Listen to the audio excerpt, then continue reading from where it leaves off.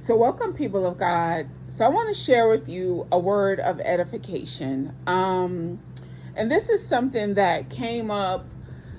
I've talked about this before, but this is also something that came up in a coaching call yesterday, and it is a really good follow-up to the last word in which I decreed over you to know that you are not a problem, right? It's a really good word to add to that, to be in this place of dismantling that type of identity, of pulling down the strongholds of who we deceptively and demonically thought that we were, like the conditioning that we thought. And so in this coaching, one of the things that I talked about is that in a really hard moment and in a really hard season of my life, the Lord gave me a word. And the Lord said to me, in a time that I was struggling with homelessness, the Lord said, "You are not stuck." And I took that word, and because of my relationship with God and what I knew and thought of God, I made it about what I was going through. And so I decreed, "I am not stuck" concerning my homelessness. And I got performance around the homelessness. Nevertheless, I was always going through something. I was always just going through something, right? Life is lifing, and it's just always something. And what I did not realize is, and it took me a while, a long time from there, to understand that the Lord saying to me, "I am not stuck." Like, I am not stuck. That the Lord was talking about my identity. God was giving me a mandate for my identity. Me whom the Son has made free is free indeed. And I did not know that. And so I wasn't doing the work to own that identity of freedom.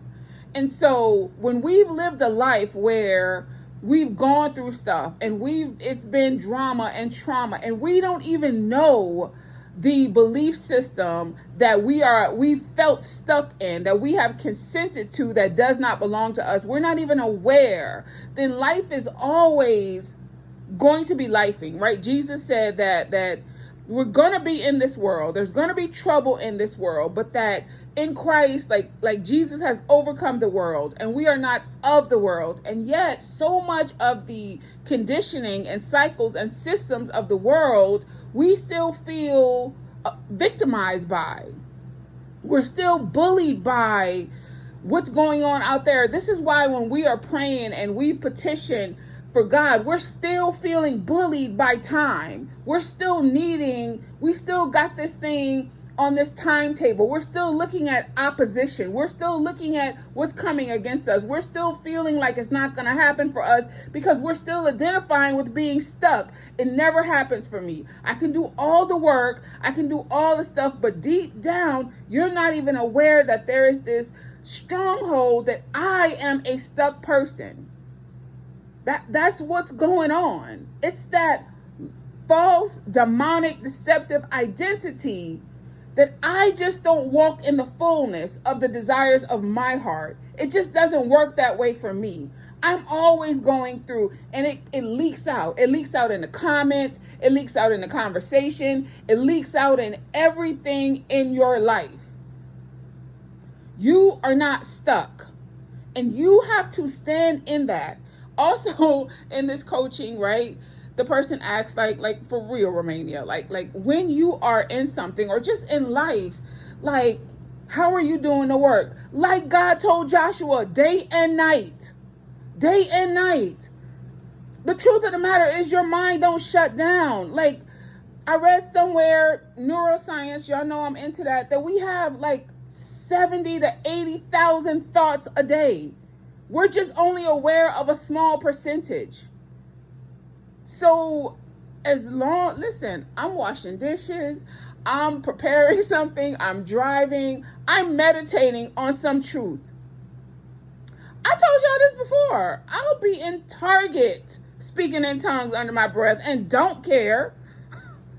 Y'all better be out here in this world, in this atmosphere, all this chaos. You can't turn this off. You can't turn this off. You can't. I don't have the luxury of being by the ocean, but best to believe I will step outside this door in this cool Atlanta air and take some deep breaths and calm me down. Trust and believe. We can have Bible study in the car. Plug up y'all phone and play me. I can be talking to y'all in traffic. Put me in your ear on your job.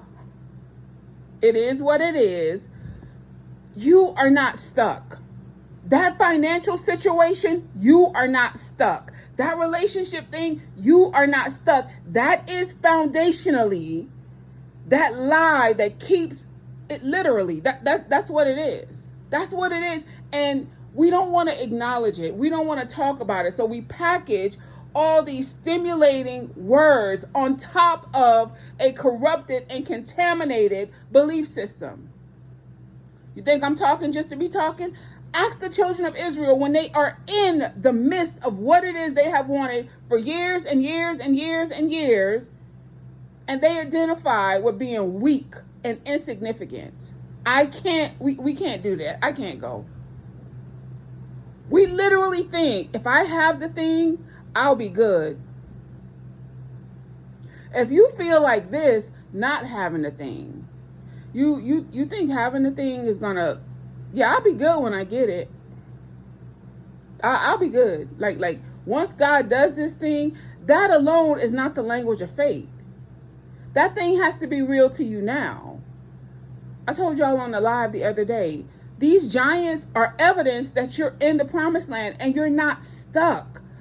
Occupy your land. Own your land. I'm not a stuck person. I don't identify with being stuck. I used to live in this place in my heart that if it ain't one thing, it's another. Like it was just this identity that I carried. I'm never going to get past this. I'm always going to be dealing with something.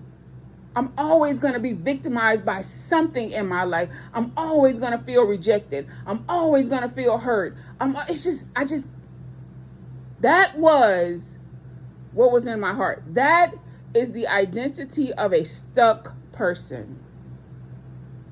And we want the stuff to change. We want out there to change. That's what we want. We out there in the identity of being a grasshopper, and we want the giants out there to fall when we ourselves, and we've been taught that's really how it works. Go to the Bible and see when Jesus is in the wilderness, what the enemy comes for first. His identity. Go read when Jesus has that moment with Peter, when he says, what you forbid, what you bind, what you loose. People doing a whole bunch of binding and don't never do no loosing. I be seeing y'all in the comments and y'all be binding 25 things and don't never loose nothing. It's some things you need to loose from yourself. Help me, Jesus. Because when I talk like this, y'all be like, oh, she's fussing. I'm not fussing. Y'all adults. I would never fuss at y'all. What I am doing, this is passion. Okay? Let's be clear. But I want you to know, through my passionate delivery, I want y'all to know and understand you are not stuck. You are not stuck. But that thing keeps pushing back on you. I just can't get ahead. I'm not making no progress. I am not. Of course you're making progress. The fact that you're still here is progress.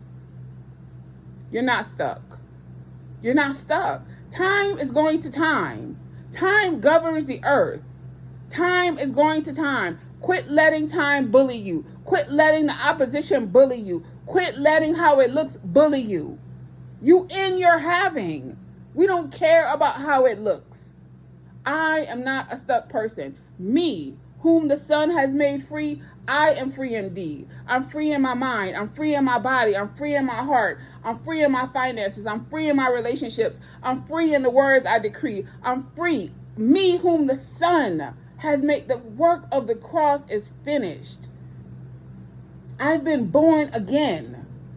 I've been born again. I don't identify with what I used to be and what I went through and what happened to me. Listen, he ain't a prophet, but I'm gonna just end it with what the man say. The old me is dead and gone. If you know, you know. If you know who that is, you know who that is. I'm talking about dead and gone. I am not stuck.